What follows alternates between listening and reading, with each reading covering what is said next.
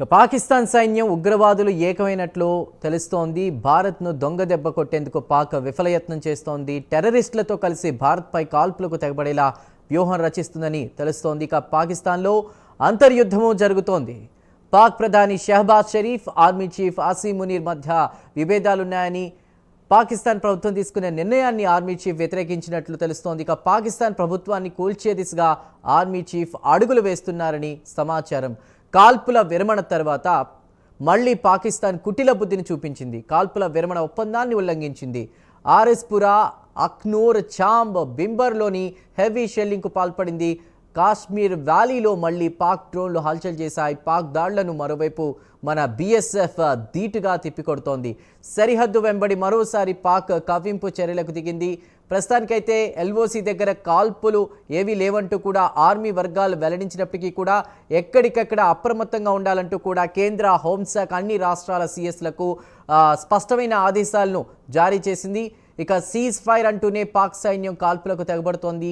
రాజౌరి, పూంచ్, ఆఖ్నూర్, మెంథార్, ఆర్ఎస్పురా సెక్టార్లలో కాల్పులు జరిగి ఆగినట్టు తెలుస్తుంది. కాల్పుల విరమణ జరిగి కొన్ని గంటలు కాకముందే పాక్ కాల్పులకు పాల్పడింది. జమ్మూ కాశ్మీర్ ఉదంపూర్లో బ్లాక్అవుట్ ప్రకటించారు. శ్రీనగర్ సహా జమ్మూలోని పలు ప్రాంతాల్లో భారీ పేలుళ్లు జరిగాయి. ఇక శ్రీనగర్లో భారీ పేలుళ్ల శబ్దాలు వినిపించాయంటూ కూడా ఇప్పటికే అక్కడ సీఎం ఒమర్ అబ్దుల్లా కూడా తెలిపారు. ఒక ట్వీట్ కూడా చేశారు. కాల్పుల విరమణ ఒప్పందం ఏమైందంటూ ఒమర్ అబ్దుల్లా ప్రశ్నించారు. ఇక ప్రస్తుత పరిస్థితులు చూస్తే అక్కడ సరిహద్దు ప్రాంతాల్లో కాల్పుల విరమణని ఉల్లంఘించి కూడా కాల్పులు జరిపి ప్రస్తుతానికైతే అక్కడ కాల్పులు లేవని ఆర్మీ వర్గాలు చెప్తున్నప్పటికీ కూడా మరోవైపు మరో ఉగ్రదాడి కూడా కలకలం రేపుతోంది. జమ్మూలోని నాగ్రోటా వద్ద సైనిక స్థావరం వద్ద ఈ దాడి జరిగినట్టు తెలుస్తోంది. అయితే భారత ఆర్మీ డ్రెస్సుల్లో దాదాపు 7 ఉగ్రవాదులు దాడి చేసినట్లు తెలుస్తోంది. రంగంలోకి దిగిన భారత జవాన్లు 2 టెర్రరిస్టులను చంపినట్లు సమాచారం. పాక్ సైనికులు ఎల్ఓసి వెంబడి కాల్పులు జరుపుతున్న సమయంలోనే ఈ ఉగ్రదాడి జరగడం గమనార్హం. ఇటీవల పహల్గామ్ ఉగ్రదాడిలో 26 మంది ప్రాణాలు కోల్పోయారు. మనకు తెలిసిన విషయమే.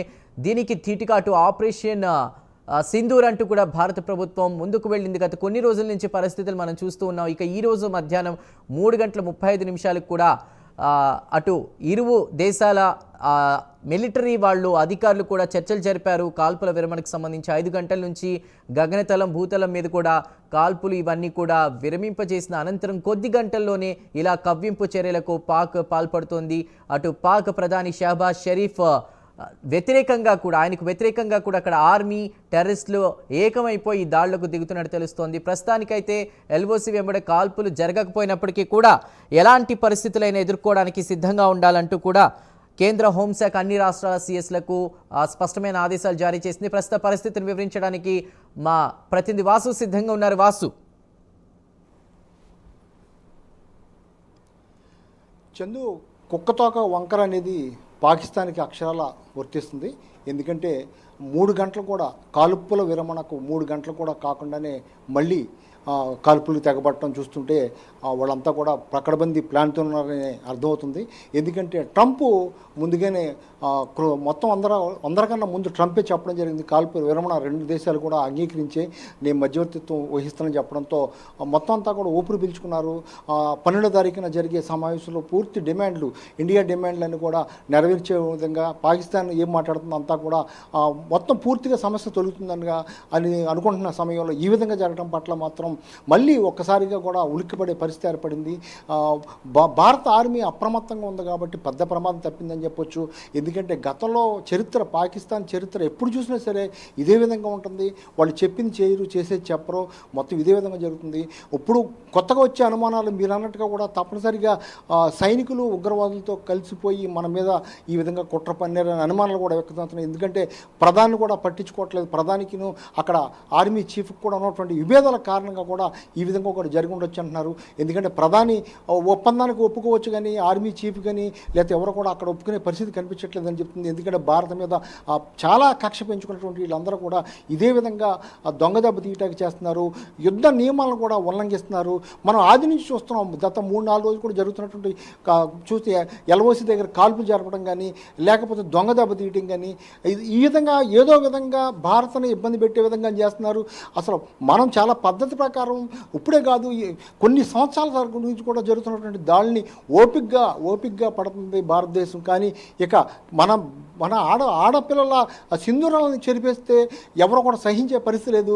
వైజాగ్లో కూడా చనిపోవడం జరిగింది, అనేక చోట్ల చనిపోవడం జరిగింది. ఈ విధంగా చేయడం పట్లే ప్రధాని అవ్వచ్చు లేదా భారతదేశం అవ్వచ్చు మొత్తం అంతా కూడా సీరియస్గా తీసుకుని ఈ ఆపరేషన్ సింధూర్ ప్రారంభించడం జరిగింది.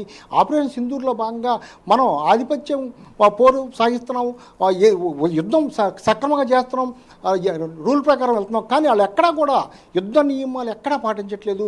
ఇప్పుడు కూడా ఇవాళ కూడా అదే జరిగింది. ఎక్కడ ఆశ్చర్యపోవాల్సిన అవసరం లేదు. ఎందుకంటే ఉగ్రవాదులతో చేతులు కలిపి ఈ విధంగా చేస్తున్నారనే అనుమానాలు కలుగుతున్నాయి.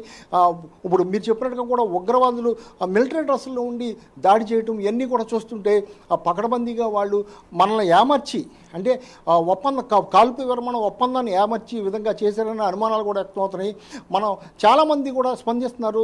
ప్రపంచ దేశాలకు కూడా పాకిస్తాన్ కుయుక్తులు ఇంకా తెలియాలి, ఇప్పటికే తెలుసు. మరి ట్రంప్ ఏ విధంగా స్పందిస్తారు? ఆయన మధ్యవర్తిత్వం వహించాను, నేను 2 దేశాలు కూడా శాంతి ఒప్పందం చేసుకోవాలి, కాల్పులు విరమణ చేయాలి అని చెప్పినటువంటి మరి ట్రంప్ ఏ విధంగా స్పందిస్తారు? మరి లేకపోతే పాకిస్తాన్ ఉన్నతాధికారులు ముందుగానే చెప్పినట్టు కాల్పు విరమణ చెప్పినట్టు ఏ విధంగా స్పందిస్తారో చూడాలి. మొత్తం అక్కడ చూస్తే పరిస్థితి మాత్రం ఎవరి చేతిలో కూడా లేదు. మొత్తం ఉగ్రవాదుల చేతిలో ప్రభుత్వం నడుస్తుందనేది అనధికారికంగా అర్థమవుతుంది. మొత్తం దీని ప్రకారమే ఇప్పుడు జరుగుతున్నటువంటి కార్యక్రమాలు. కాకపోతే భారత సైన్యం అప్రమత్తంగా ఉంది. అందుకే బ్లాక్అవుట్ ప్రకటించడం కానీ లేకపోతే మళ్ళీ క్షేపణలో మొత్తం ఎదుర్కోవడం కానీ కాల్పులు చెప్పిన ఎదురు దాడి చేయడం కానీ సమర్థవంతంగా తిప్పుకొట్టే పరిస్థితి కనిపిస్తుంది. ఏదేమైనప్పుడు కూడా పాకిస్తాన్ ఈ విధంగా చేయటం ఎవరికి ఆశ్చర్యం లేదు. కానీ ఈ విధంగా చేసినప్పుడు కూడా మనం ఇంకా క్షమించడం మాత్రం కరెక్ట్ కాదని దేశ ప్రజల నుంచి అభిప్రాయాలు వ్యక్తమవుతున్నాయి. అందులో భాగంగానే భారత ప్రధాని కూడా అప్రమత్తం అయ్యారు. మొత్తం దేశవ్యాప్తంగా ఉన్నటువంటి సిఎస్లో కూడా ప్రత్యేక కాన్ఫరెన్స్ కూడా నిర్వహిస్తున్నారు. ఈ విషయాన్ని చాలా సీరియస్గా తీసుకున్నారు. అంతేకాక ఇవాళ భారత ప్రభుత్వం కూడా నిర్ణయం తీసుకుంది, ఎప్పుడైతే ఉగ్రవాదులు దాడి చేస్తారో దాన్ని యుద్ధంగానే భావిస్తాం. వాసు మీరు హోల్డ్లో ఉండండి. ప్రస్తుతం తాజా పరిణామాలపై కూడా మనకి విదేశాంగ శాఖ కార్యదర్శి మిశ్రీ మాట్లాడినటువంటి విజువల్స్ ఉన్నాయి, అవి చూద్దాం.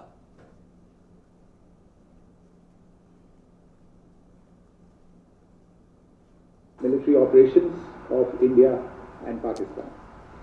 This is a breach of the understanding arrived at earlier today. The armed forces are giving an adequate and appropriate response to these violations, and we take very, very serious notice of these violations. We call upon Pakistan to take appropriate steps to address these violations and deal with the situation with seriousness and responsibility. The armed forces are maintaining a strong vigil on the situation. They have been given instructions to deal strongly with any instances of a repetition of the violations of the borders along the international border as well as the line of control. Thank you. Right, ఇక DGMO మధ్య జరిగిన ఒప్పంద అవగాహనను ఉల్లంఘించడం సరికాదంటూ కూడా విక్రమ్ మిశ్రీ మాట్లాడారు. కొన్ని గంటలుగా LOC దగ్గర కాల్పుల విరమణను ఉల్లంఘించింది సైన్యం అంటూ కూడా అత్యంత ఇది దుర్మార్గమైన పని అంటూ కూడా ఆయన మాట్లాడారు. ఇక తాజా పరిణామాలను ఆర్మీ నిశితంగా పరిశీలిస్తుందని కూడా కొన్ని కీలక వ్యాఖ్యలు అయితే చేశారు. దీనిపై మా డిప్యూటీ ఇన్పుట్ ఎడిటర్ వాసుతో మాట్లాడదాం. వాసు, ఎలా చూడాలి మిస్ట్రీ వ్యాఖ్యల్ని, పాక్ దుశ్చర్యని ఎలా చూడాలి వాసు? తప్పనిసరిగా చందు, ఇంతవరకు కూడా చాలా సహనంగా మొత్తం చాలా శాంతియుతంగానే ఆలోచించారు. ఇన్ని సంవత్సరాల నుంచి కూడా దాడులు జరిగినప్పుడు కూడా చాలా శాంతియుతంగా జరిగింది. కానీ ఆపరేషన్ సింధూరు ఏర్పడటం గల కారణాలు ప్రపంచ దేశాలందరూ కూడా వివరించడం జరిగింది. ఇప్పుడు ఆయన చెప్పిన దాని ప్రకారం అయితే తాత్కాలిక విరమించినప్పుడు కూడా ఎక్కడా కూడా వాళ్ళు ఒప్పందాన్ని అమలు చేయలేదు, కాల్పుల విరమణ ఒప్పందాన్ని కూడా అమలు చేయలేదు. రేపు నుంచి అయితే చాలా సీరియస్గా తీసుకునే అవకాశం ఉంది. ఇప్పటికే భారత ప్రధానితో కూడా మొత్తం ముఖ్యమైన త్రిదళ అధికారులందరూ కూడా చర్చించడం జరిగింది. రేపటి నుంచి సీరియస్గా తీసుకునే అవకాశం ఉంది. ఎందుకంటే ఇవాళ సాయంత్రం కూడా ప్రకటించడం జరిగింది, ఈసారి కనుక ఉగ్రవాదులు కనుక దాడి చేస్తే దాన్ని యుద్ధంగానే చూస్తాం, మీ యుద్ధంగానే పరిణిస్తాం, మా ఆర్మీ అవ్వచ్చు, లేకపోతే అనేక విధాలు అనేక రూపాల్లో యుద్ధం చేయడం మాత్రం జరుగుద్దని చెప్పడం జరిగింది. ఇవాళ జరిగింది అదే. ఇవాళ తప్పనిసరిగా జరిగింది ఉగ్రవాదులు కార్మిక సైన్యం రూపంలోనే కాల్పులు జరిపారని భావించాల్సి వస్తుంది. అందువల్ల తప్పనిసరిగా కూడా భారత ప్రభుత్వం దాన్నే సీరియస్గా తీసుకుంటుంది. రేపు నుంచి అయితే యుద్ధం చాలా సీరియస్గా చేసే అవకాశం ఉంది. ఎప్పటికైనా సరే ప్రపంచ దేశాలు పాకిస్తాను ఈ కుయుక్తుల్ని నమ్మాలి, తెలుసుకోవాలి. ఎందుకంటే పాకిస్తాన్ చెప్పేది ఒకటి, చేసేది ఒకటి. గతంలో కూడా అదే విధంగా జరిగింది.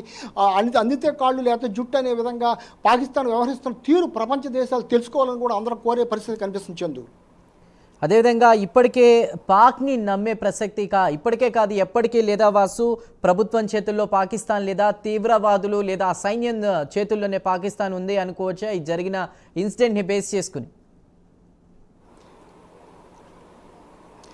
తప్పకుండా. ఎందుకంటే అందరూ కూడా ఊపిరి పీల్చుకున్నారు. సాయంత్రం 5 గంటల నుంచి కూడా అంతా కూడా ఈ సమాచారం అంతా ఊపిరి పీల్చుకున్నారు. జమ్మూ కాశ్మీర్ అవ్వచ్చు, శ్రీనగర్ అవ్వచ్చు, అనేక ప్రాంతాల్లో ప్రజలు కూడా స్వేచ్ఛగా ఒక్కసారిగా బయటకు వచ్చి మొత్తం కూడా తిరగడం జరిగింది. ఈ నేపథ్యంలోనే ఈ పరిస్థితుల్లోనే మళ్ళీ డ్రోన్లు దాడి చేయటం, కాల్పులు రావటం ఇదంతా చూస్తుంటే అక్కడ ఉన్నటువంటి ప్రభుత్వానికి ఏమాత్రం పట్టలేదు.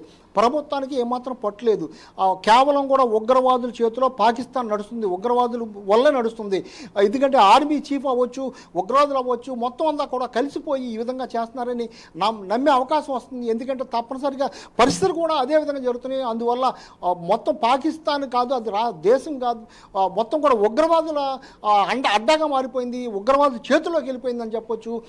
తప్పనిసరిగా వాళ్ళని తొదముట్టించేందుకు ఇండియా అయితే చాలా సీరియస్గా తీసుకుంటుంది. రేపు నుంచి అయితే మరింత ఉధృతంగా యుద్ధం మారే అవకాశం అయితే ఉంది Chandu. Right Vasu, thank you for the updates.